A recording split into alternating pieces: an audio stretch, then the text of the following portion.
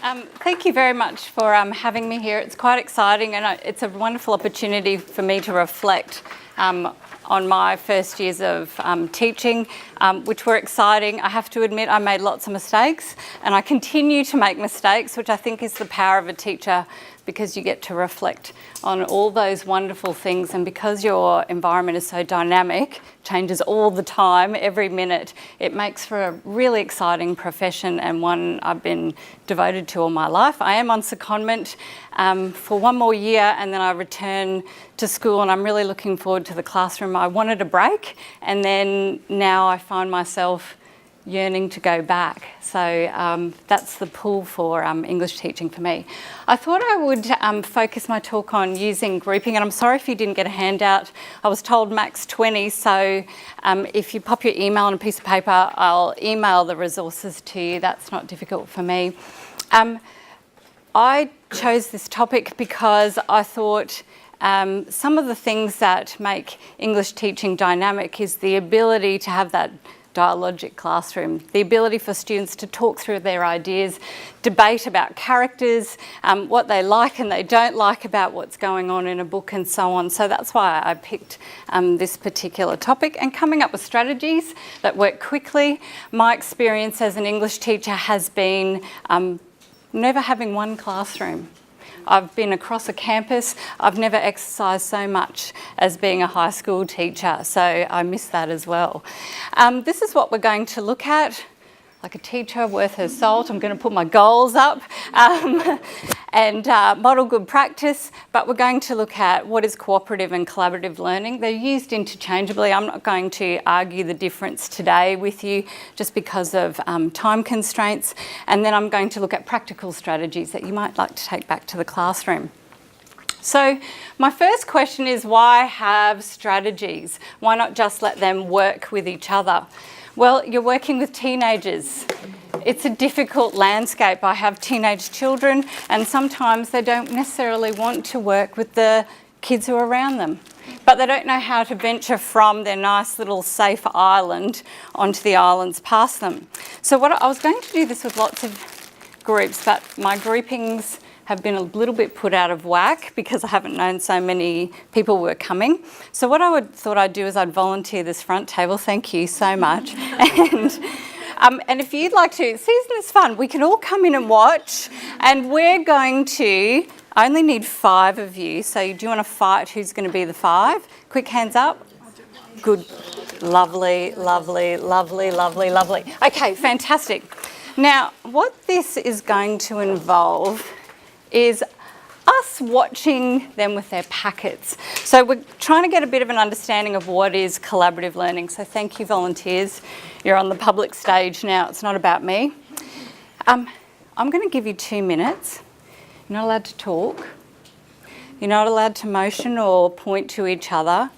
And what I want you to do is create a square with the cards that you have. Now, if you find that there's a card there that you have and it's of no use to you, you can put it into the middle and someone else can swap a card for it.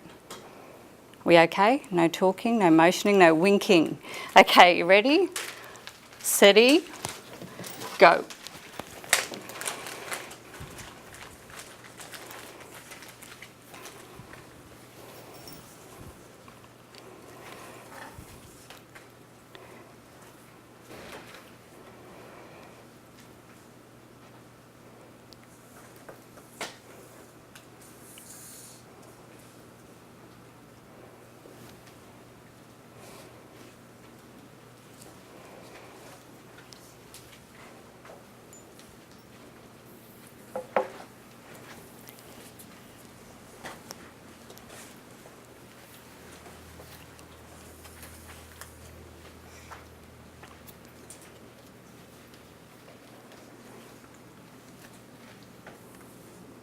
Okay, stop.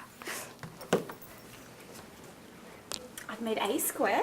Oh, I think that's fantastic. We've got one little square, one nice big square. Now, sometimes with collaborative or cooperative learning, the reason I've got you to do this in silence is we put kids in groups and then we give them tasks and they're sitting together, but there's no cooperation. So what I'm going to do is give you another minute, and this time you can talk to each other and see if you can create the remaining squares. The starters, they're all supposed to be equal size, so you've got to have all random bits and pieces. So just put that in the thing. Yeah, have we got something the same size as this? And then if we do that, and we've got another little square. Now that's the issue one. I don't like that one. That's the same size.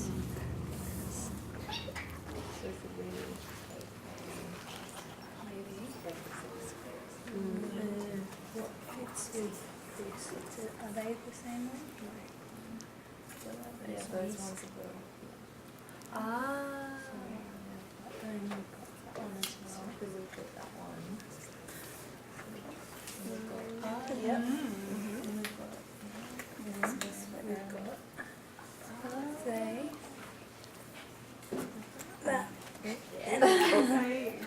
Hey, well done. Okay, good job. Okay, thank you very much. So you can go back to your seats now. The purpose of that activity, of course, is, who wants to tell me?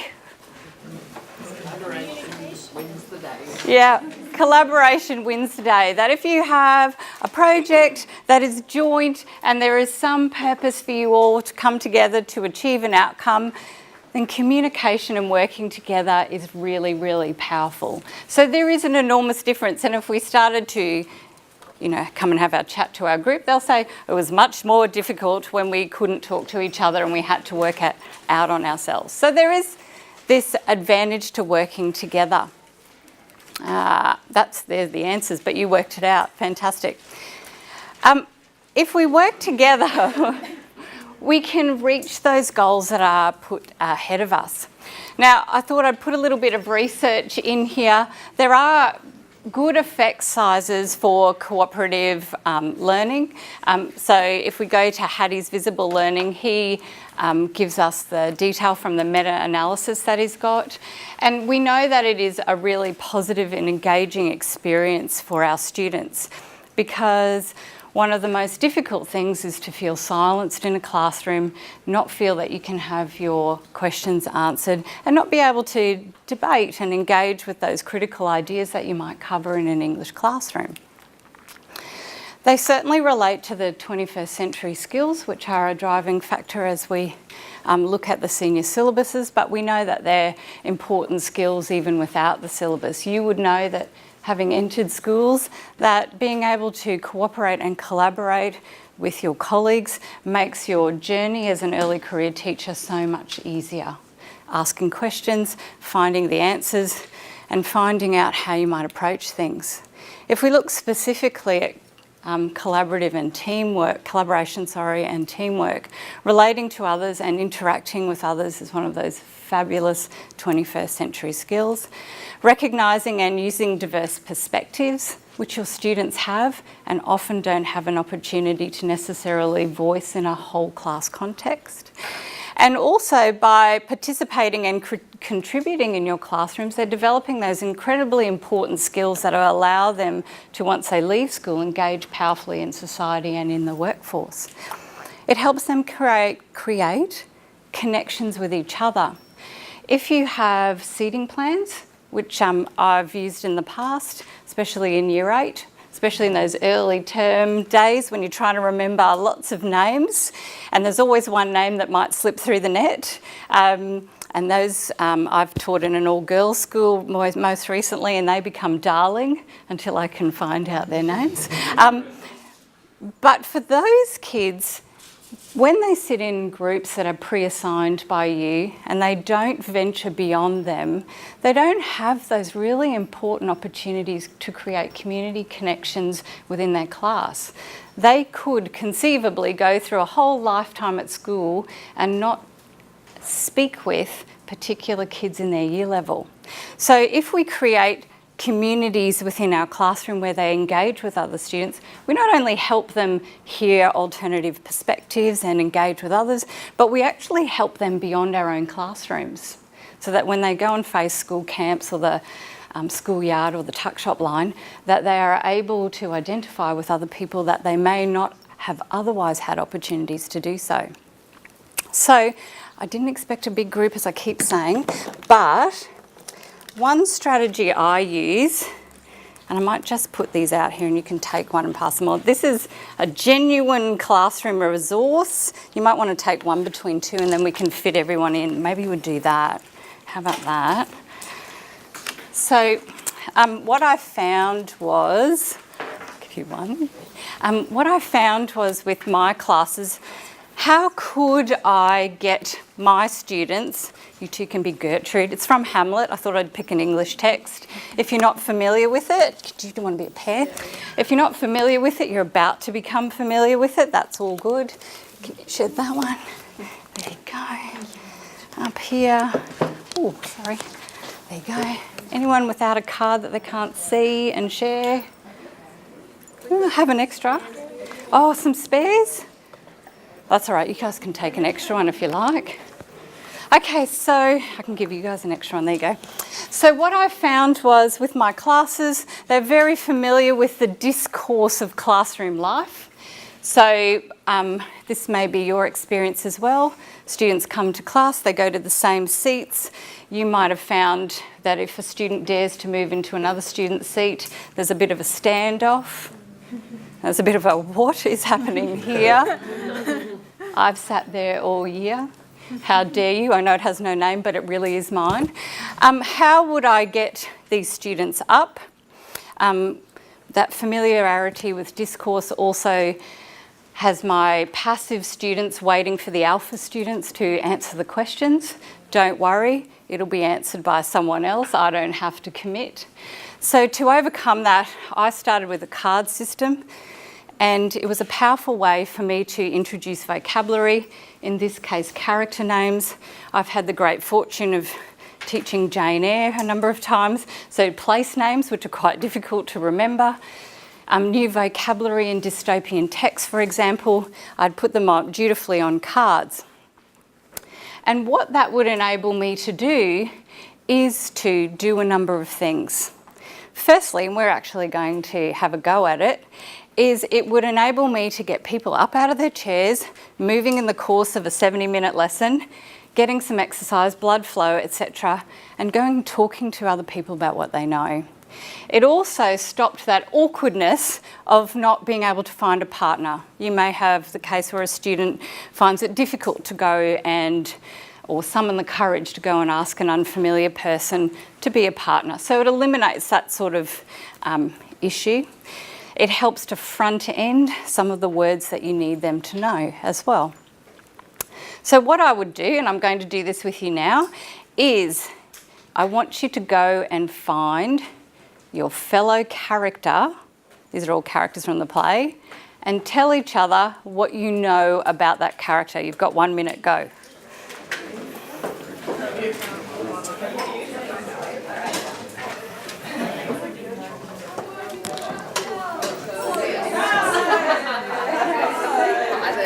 Sorry, did you want a card? I'm fine. Oh, I can give you a wild card, and you can join whatever group you want.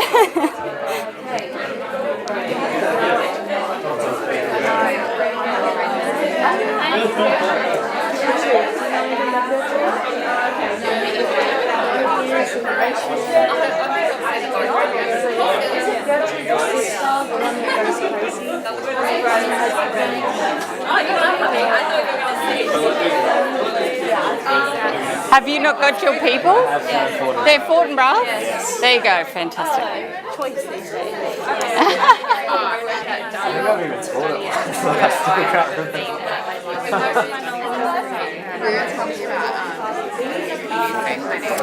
No Fortinbras knowers? So do you know who Fortinbras is? No, I'm his drive today and I'm a history teacher. come on. Isn't he the opposition clan's?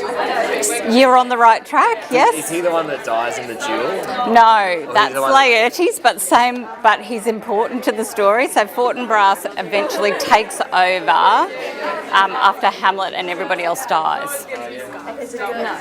Yeah. No, not Scar. No, Scar's Claudius. Yeah, but I like how you know that. Fantastic. Well, there you go. Go home, brush up on your Hamlet. So, all right, great. Yeah, brush your Shakespeare. There's a duel. There's definitely a duel. You remember that. He's someone. What do you know about him? Oh, there you go. Collective don't know. That's okay. In a class, you might have done some front loading. Maybe, no, not necessarily. Yeah, you could do that. What do you know? Yeah. Okay, back to your, say goodbye to your new friends. Yes, horribly wonderful. I like him.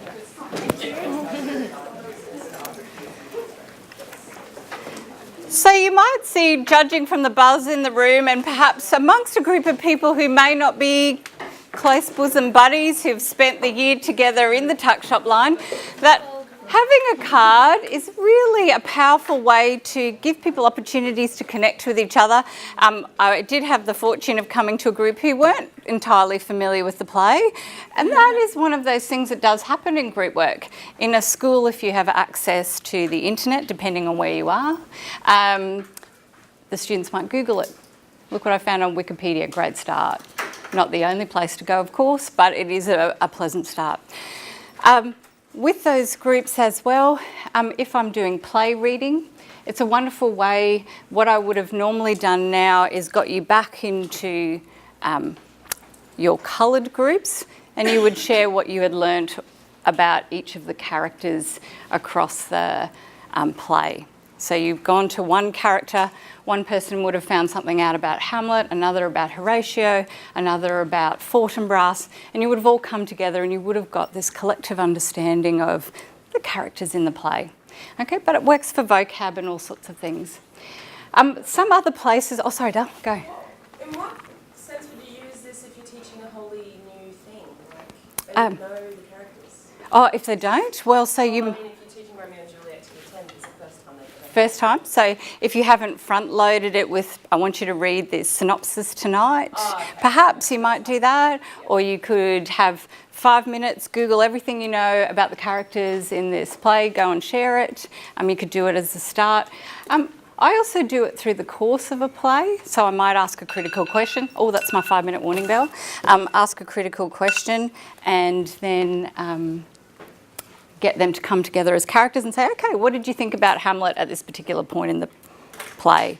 And then get them to separate and then talk to the other characters, for example. Sometimes I eliminate characters from the group and so on. I might also get the students to go into groups and read a portion of a play together, and so there's no fighting over roles. You can have them pre-established as well. Other ways that I use grouping strategies is I might do opinion groups. So I use, those squares are meant to represent the 4 corners of the room. So I might have agree, disagree, ambivalent, no opinion. Now you don't want all your no opinions together because it's a very sad little grouping where we all say, well, we don't know. Or the ambivalence, we all don't care. That's not very helpful for a discussion. So you might ask a question like the problem, I don't know why that's clicked forward. The problem in Denmark is Hamlet. Might be a question I might offer them and I want them to discuss it. And so what I would do is, that's just going crazy, my little clicker, is I would send people to the corner once they've decided what their opinion is. And often you will find that students stick together. So your TCs will always think the same thing and they'll all go to one corner of the room, for example. And what makes that powerful is if you number off within those corners, you can have groups of ones. So you'll have one person who agrees, one who disagrees, someone who's ambivalent and someone who has no opinion together. to come up with some sort of consensus, if you can, opinion. Oh, two cools. Yeah, two cool. Oh, you know, every school calls it something different, but usually there's a Regina, and she takes her minions with her. So they often follow. They're very dutiful friends. It does happen. It can happen anyway. Sorry. What I can do then, and this is in the handout, those of you who are able to get it, is when I'm cooperating and collaborating with others, I need that moment of reflection to store my ideas. So if I have a critical idea about the problem in Denmark is Hamlet, I might make my notes. When I go to my opinion group, this actually comes from Hattie's book on literacy, I write down what other members of the group said, and then in the centre I can write my summary. Perhaps my idea about a character has changed somewhat. So I can use that group work then to in some way add to my own understanding of a play. So I've put that there. It's available in that Visible Learning Plus suite of resources, and I find that a really effective way to bring group work into something that is tangible.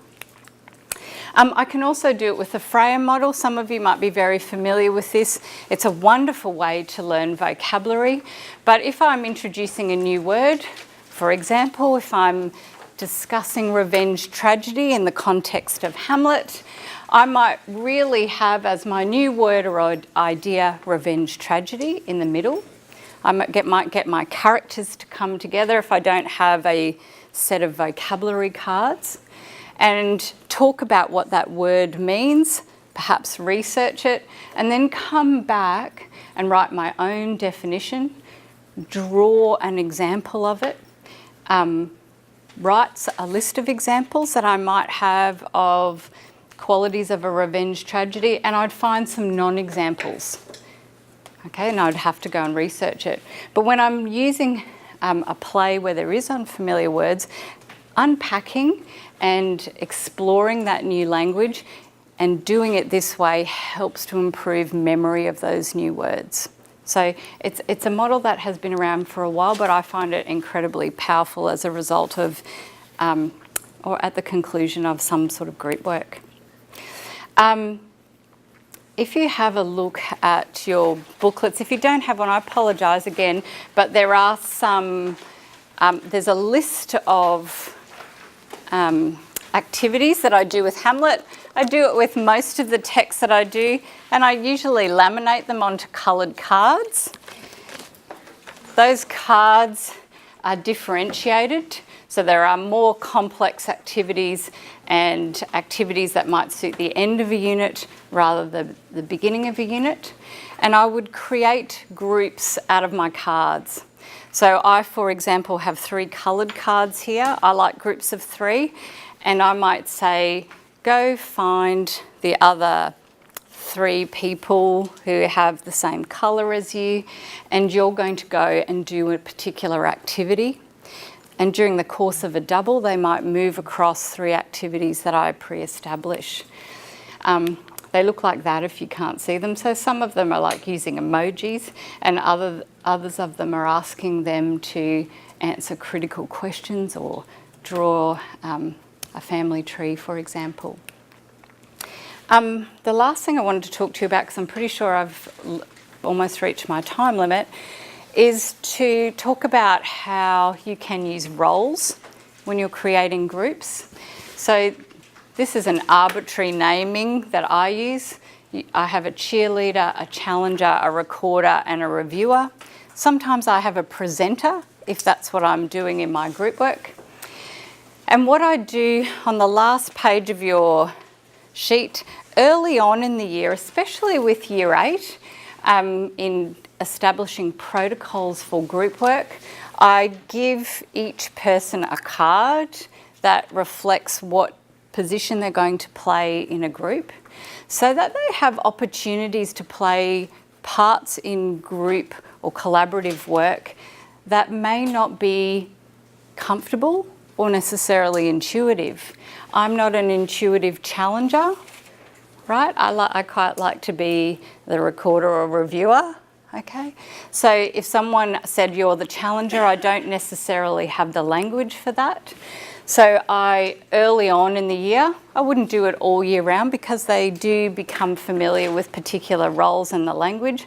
I give them the sentence stems that allow them to engage at that particular level.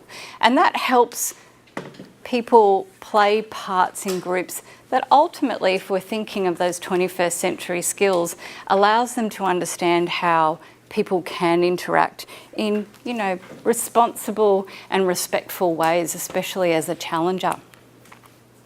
The last group work, sorry I'm speeding here, but the last group work activity is a program called Quizlet. Have you had a go of Quizlet Live? Yeah, quizzes. It's fantastic. I've put a QR code up there. I don't know if you've had a chance to use those in your classrooms. They're marvellous if you've got kids who have devices. They can be used on Android through the camera. You just have to download the QR scanner. So you just go to the internet, you put it in and download it, and it'll scan a QR code. It allows them to get straight to the website that you want to use. If you use Quizlet.com, can I recommend it's a brilliant place to use to learn new vocabulary with games and so on. But Quizlet Live, do we have time for a game? Not really. Do we? Don't. Sure of the time. Okay, I feel like I have to get going. Do you want to have a quick game? Do you have a device? Yeah. All right. So if you scan that. Oh, actually, you know what you could do? Even easier. That's to take you to Quizlet Live, to Quizlet. But if you just go into your internet and type in Quizlet Live, that will be even easier. Let's do that. And hopefully, all things being equal, I can get that up. So you just go straight to the internet, Safari or what have you. This is about Hamlet, so you're going to really improve your understanding of it. Hang on. So there should be a place for a code. So Similar to Kahoot? Yes. I feel like it's a Kahoot plus one. All right. So there's more opportunities to learn the vocabulary in the program, so it's good. So 217224, and you put your name in. And I thought this might be a fun game to play to show, lastly, how you can cooperate. In order to play this game, each person in your group, it'll assign you a group, will have the question, but only one device will have the right answer. So you've got to work together in order to solve the ultimate question. And it's competitive as well. So it's a little bit of a win-win. Now, if you don't have a device here, you might want to watch how a group works. Is anyone else? Oh, Wonder Woman, awesome. Should I wait for anybody else?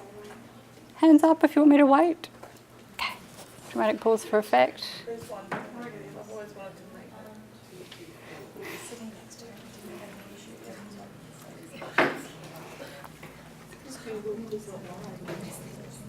So just go to Quizlet Live on the internet.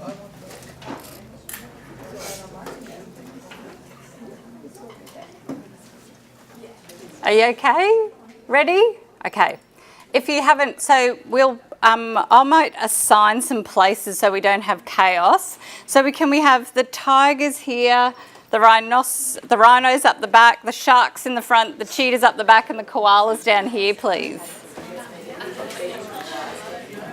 I've already left hide shark. Go find a team.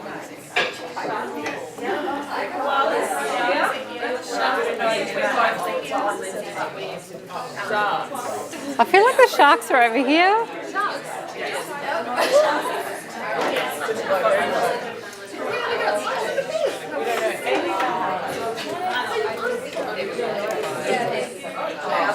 We all got got our friends? We've got enough friends to work with? Anyone not found a friend? No? Who are you with? The rhinos. Rhinos? Hands up if you're a rhino. There you go. Okay. All right. So it's competitive. If you haven't got a device, you can probably go and sneak a look over someone's shoulder.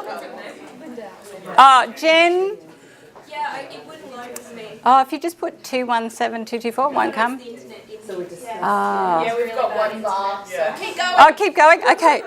So your group might have a crisis because you're missing a player, but I might, or we'll see how it goes. It's a question of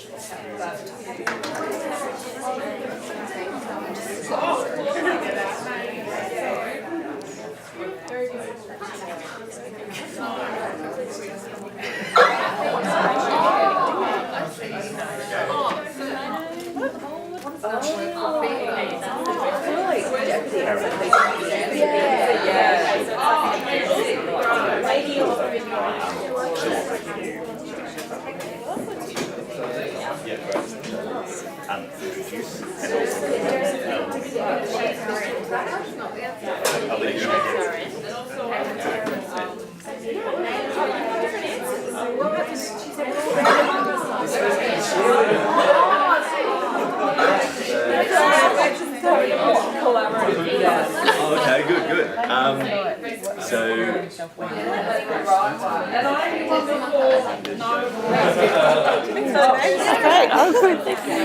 was just wondering, the PowerPoints on the slides you had great notes. Is that going to be available at all? I'd say it will be. I'll send it through and they can have it. Yes. All right, thank you.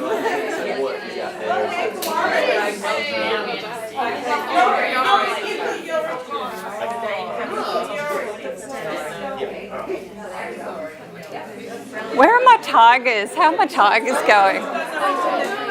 Oh no, haven't you? Oh, and we know that she got the answer. oh no. What's the race here?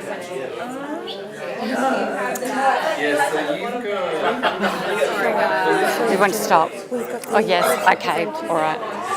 So, I'll wrap it up. Okay.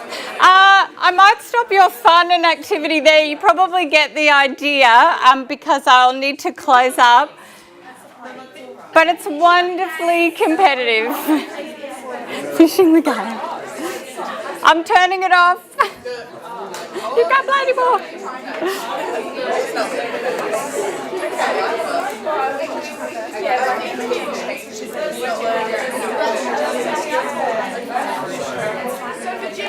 Yes. You can just search them. Someone else has created. I've changed a couple, but yeah, someone's created it for me. It's the same as quizzes. Yeah. So I set It's really fun. quizzes as my homework students because they can do it at home, and you literally most of the questions you can just look up and quiz in quizzes. Like say you're doing biomes for geography, or you're doing Hamlet the play, you just type in Hamlet and it'll come up. So, Quizlet's a lovely way for you to get your class to work together, and it's a lovely place for you to learn vocabulary and new ideas. If you played that a number of times, you'd actually find that you'd be quite adept at Hamlet. You'd be ready to teach it on Monday. That's just a quick snapshot of a couple of things that I do use to create groups in my classroom, and they're ones that I've enjoyed using with my class because they are quick and upbeat. Again, if you've missed out on the resources, I'm happy to send them to you. Best wishes as you finalise your final term of the year. Can I just ask a question? Yes, of course. How long would it have taken you to set up that Quizlet? So I didn't write those questions. I modified one because it wasn't quite the grammar wasn't quite how I liked it. Yeah. But you can search it within the program, and there's wonderful teachers out there producing. So all contributed. Yeah. Yeah, probably. And you can create and contribute as well. Yeah. Thank you, Virginia. Well, ETAC, and I'm sure everyone here today would like to thank you for Thank sharing you. your knowledge and Oh, thank you. expertise. I know for myself, I'm halfway through my final prac and I'm halfway to implement some of those activities. So thank you so much. Oh, my for sharing. pleasure. Thank you. Thank you. Thanks very much.